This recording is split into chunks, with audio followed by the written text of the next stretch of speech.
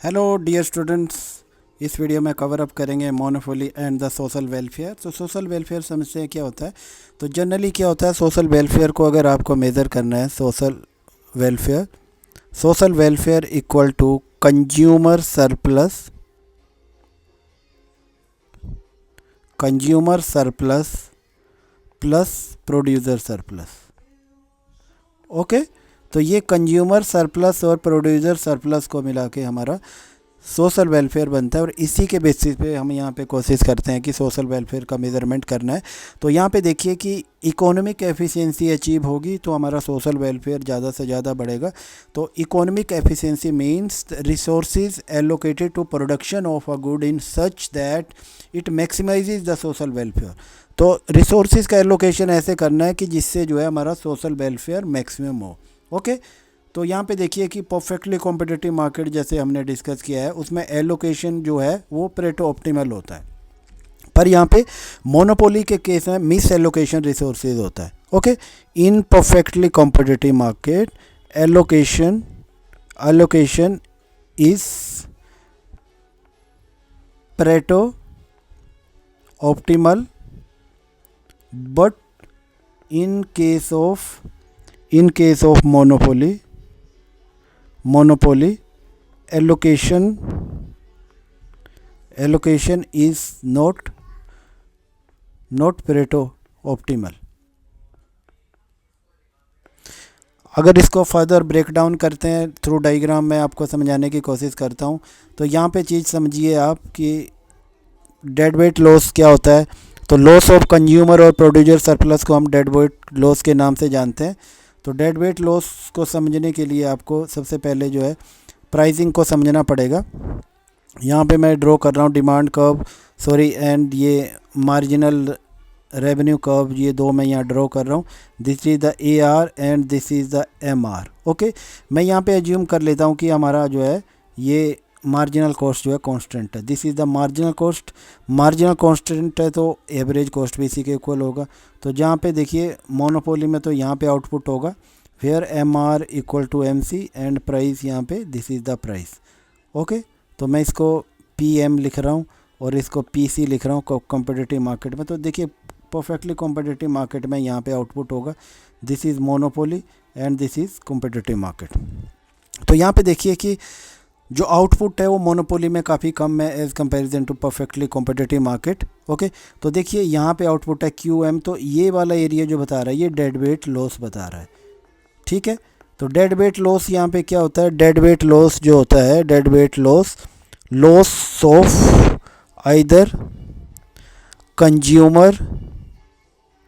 Consumer surplus और producer surplus. Okay, तो यहाँ पर आप थोड़ा क्लोजली देखें तो यहाँ पे कंज्यूमर सरप्लस का ही लॉस हो रहा है। कुछ कंज्यूमर सरप्लस जो है यहाँ पे देखिए ये वाला जो पोर्शन आ रहा है ये कंज्यूमर सरप्लस जो है प्रोड्यूसर सरप्लस बन रहा है, पर ये पूरी तरह से कॉम्पनसेट नहीं कर रहा है। ओके, तो यहाँ पे क्या कर रहा है, तो ये पूरी तरह से कॉम्पनसेट नहीं कर रहा है। तो यहाँ पे देखिए मोनोपोली में क्या हो रहा है, P is greater than MC और ओके, यहाँ पे जो है P is not equal to MC is not equal to P। इसी वजह से जो है एलोकेटिव एफिशिएंसी को अचीव नहीं कर पाते हैं, जो कि परफेक्टली कॉम्पिटिटिव मार्केट में अचीव हो जाती है। तो इसी के कारण यहाँ पे क्या आ रहा है, डेड वेट लॉस का प्रेजेंस आ रहा है। और यहाँ पे देखिए कि हमेशा मोनोपोली का output is less than the output of perfectly competitive market. इस मतलब सिंगल प्राइसिंग के केस की बात कर रहा हूँ मैं यहाँ पे। तो इसी वजह से डेड वेट लॉस होगा। तो डेड वेट लॉस जो यहाँ पे हो रहा है वो किससे हो रहा है, ये कंज्यूमर जो है आउटपुट उसको जो है पूरा नहीं दिया जा रहा है यहाँ पे, अब फर्म उतना आउटपुट नहीं कर पा रही है। ओके, तो यहाँ पे देखिए मोनोपोली में कंज्यूमर सरप्लस डिक्रीज करता है, प्रोड्यूसर सरप्लस इंक्रीज करता है। तो यहाँ पे देखिए कंज्यूमर सरप्लस डिक्रीज हो गया, प्रोड्यूसर सरप्लस इंक्रीज हो गया। ओके, पर यहाँ पे देखिए but not enough to compensate fully. Okay, तो rise in producer surplus is not enough to compensate the loss of consumer surplus fully। Okay, तो यहाँ पे देखिए लॉस तो हुआ है, कंज्यूमर सरप्लस पर कुछ कंज्यूमर सरप्लस प्रोड्यूसर की तरफ मूव कर गया है, पर यहाँ पे फुली मूव नहीं किया है, यहाँ पे कुछ रह गया जो डेड वेट लॉस है। ओके, ना तो वो कंज्यूमर को मिला है ना तो प्रोड्यूसर को मिला हुआ है, तो इसको डेड वेट लॉस के नाम से जानते हैं। ओके, अब यहाँ पे हल्का सा आप देखिए कि गवर्नमेंट इस डेड वेट लॉस को करने के लिए क्या कर सकती है।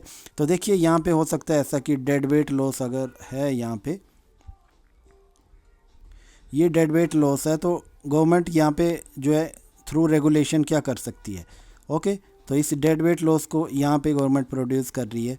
ओके, यहाँ पे जो है गवर्नमेंट उनको, ये P=MC कंडीशन है, और यहाँ पे कौन सी कंडीशन है, ये दिस इज़ MR=MC। अगर यहाँ पे गवर्नमेंट फोर्स करती है थ्रू रेगुलेशन, ओके, कि यहाँ पे प्राइस करना है, यहाँ पे आउटपुट करना है, P=MC पे आउटपुट करना है, तो फिर यहाँ पे डेड वेट लॉस को एलिमिनेट किया जा सकता है। Dead weight loss can be eliminated in such condition. Okay, आगे यहाँ पे आप ऐसे भी देख सकते हैं कि इन केस अगर यहाँ पे P जो है आपका is less than the average total cost, अगर ऐसी कंडीशन भी आ जाती है कई बार कि जो आपका एवरेज टोटल कॉस्ट है वो जो है प्राइस से जो है ज़्यादा है, तो इस केस में गवर्नमेंट को क्या करनी है, सब्सिडीज़ देनी पड़ती है।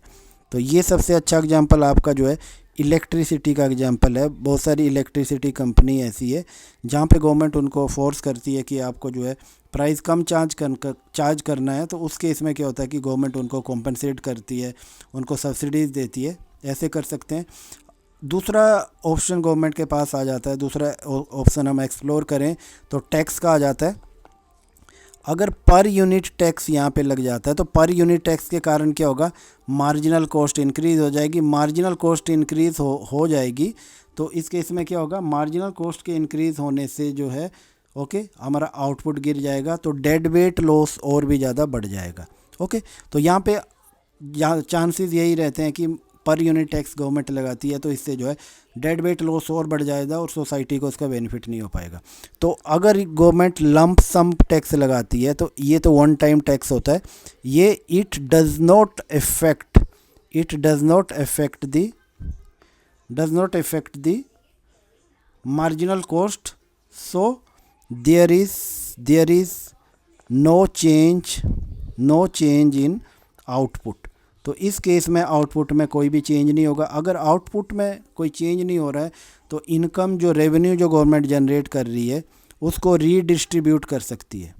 ओके, रीडिस्ट्रीब्यूट कर सकती है, तब तो भी इस केस में जो है सोशल वेलफेयर बढ़ सकता है। तो ये कुछ ऑप्शन है गवर्नमेंट के पास। तो ओके, अगर टैक्स ये तभी पर यूनिट टैक्स तभी सक्सेसफुल है, टैक्स पर यूनिट तभी सक्सेसफुल है जब मार्केट में नेगेटिव एक्सटर्नैलिटीज़ हो जाती है। ओके, नेगेटिव एक्सटर्नैलिटी के केस में ये जो है सक्सेसफुल रहेगा और ये कम करेगा। किसको कम करेगा, जो भी जो है नेगेटिव इम्पैक्ट होते हैं मोनोपोली के, उसको कम करने में ये हेल्प करेगा। पर प्रोवाइडेड नेगेटिव एक्सटर्नैलिटी होनी चाहिए।